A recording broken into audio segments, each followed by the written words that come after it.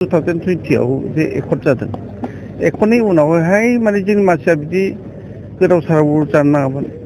सोरबाबा जौ लोंना थैबाय सोरबाबा बेमार जाना थैबाय बेखिनि समावनो जोंनि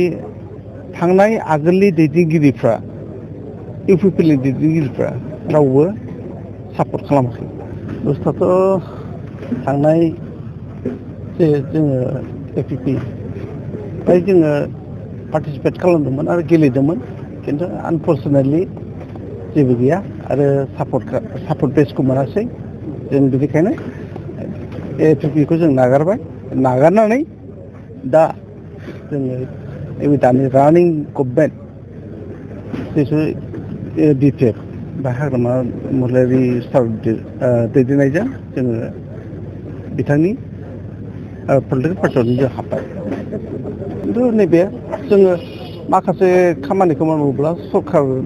साइडजों थानो गोनां जायो ओंखायनो जोङो एबार जों बिपिएफआव हाबनानै माखासे जोंनि एनडिबि मावनो गोनां रिहेबिलिटेसन बा जिखुनु जाया एग्रेसिया बा केसआव थानाय जेलाव थानाय गासैखौबो जोङो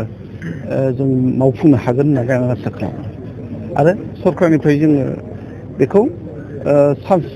सुबिदा होगोन जों बे जिनिसखौ आसा खालामदों दा बिथांमोनाथ' आं मिथिया बिथांमोनखौथ' जोङो बयबो बुजियो बिथांमोना कमप्लिटलि खामानिखौ मावाखै बेखौ जों बुजियो दा गावसोरनि पलिटिकेल लाबालाबनि थाखायल' बिथांमोना इलेक्सन बा माबाखौ जेनेबा पलिटिक्सखौ गेलेदों जों बेखौ आइडिया हमनो हायो थारमाने बुस्थुआ दिनै जोंनि एक्स एनडिबिआथ' 2020 आव जे एकर्ड जादों एकर्डनि उनावहाय माने जोंनि मानसिया बिदि गोदाव सोराव जानो नाङामोन सोरबाबा जौ लोंना थैबाय सोरबाबा बेमार जाना थैबाय बेखिनि समावनो जोंनि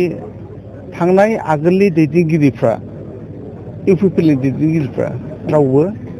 सापर्ट खालामाखै बे जिनिसखौ जों नुबोदों आरो माखासे इमप्लिमेन्टेसन बाथ्राखौलाय मा मावबावनो बे जिनिसखौ जों नुदों आरो नङा जोंथ'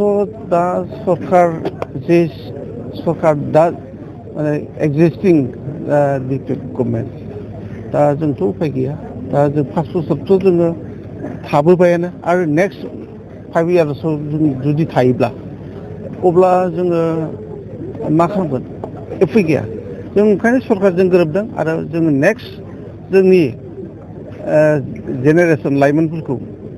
जोङो बिथांमोननि थाखाय जों खामानि मावनो थांखि लादों